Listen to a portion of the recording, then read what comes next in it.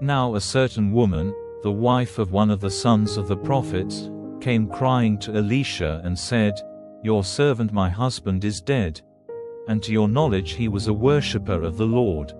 But now, the creditor has come to take my 2 children as servants in payment of his debt."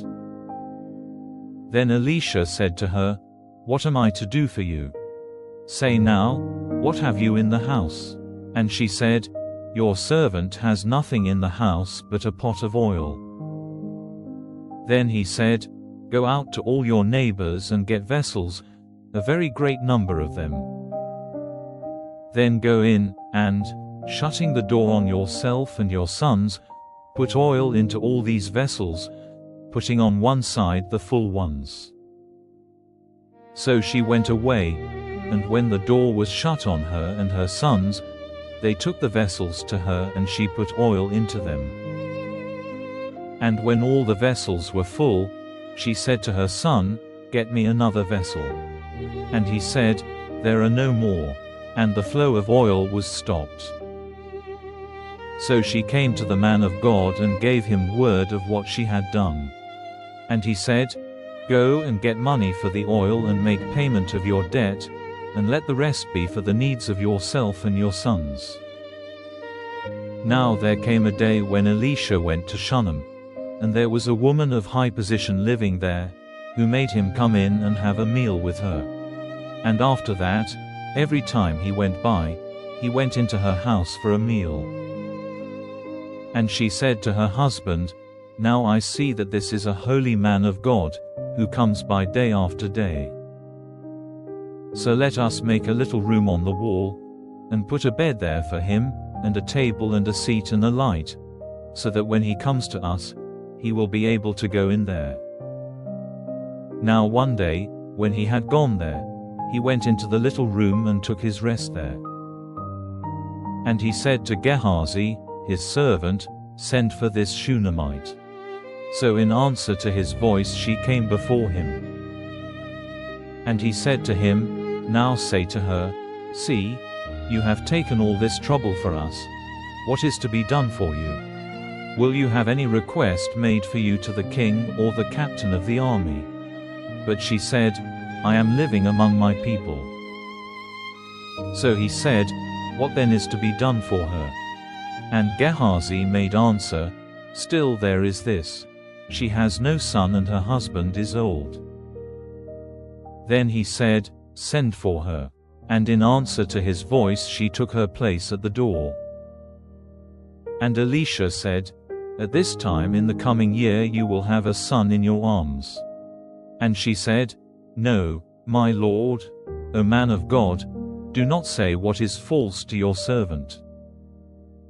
Then the woman became with child and gave birth to a son at the time named, in the year after, as Elisha had said to her.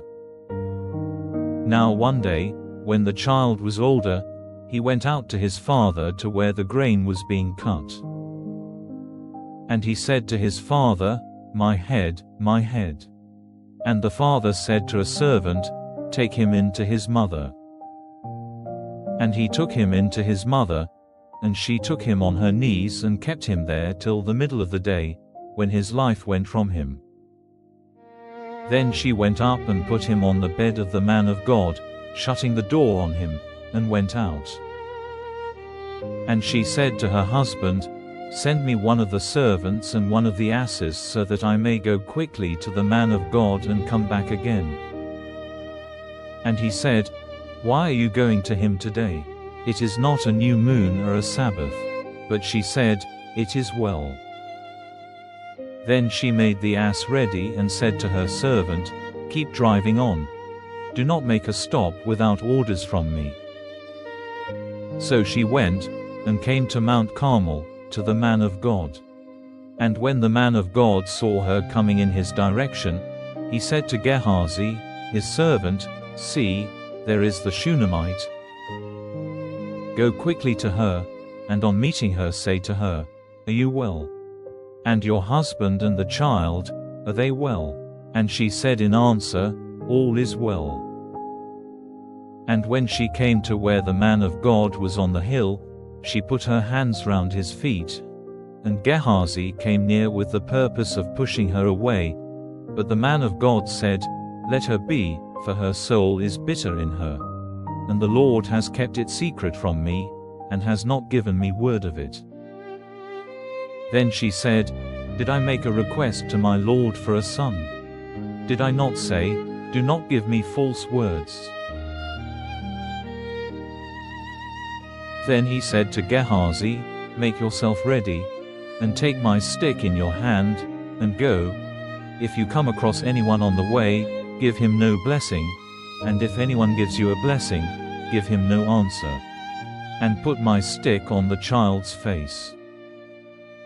But the mother of the child said, "As the Lord is living and as your soul is living, I will not go back without you." So he got up and went with her.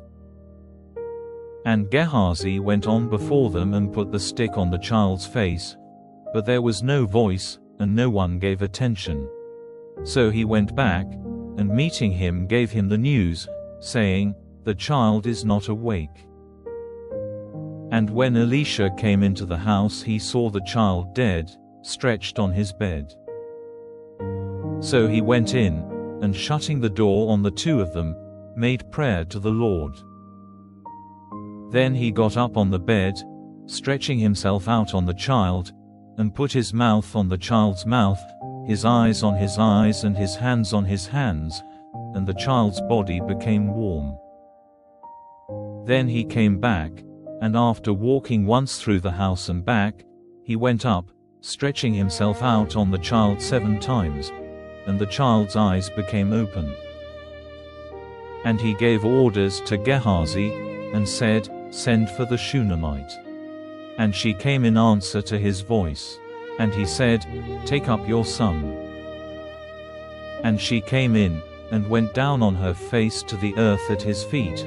Then she took her son in her arms and went out. And Elisha went back to Gilgal. Now there was very little food in the land, and the sons of the prophets were seated before him. And he said to his servant, "Put the great pot on the fire, and make soup for the sons of the prophets."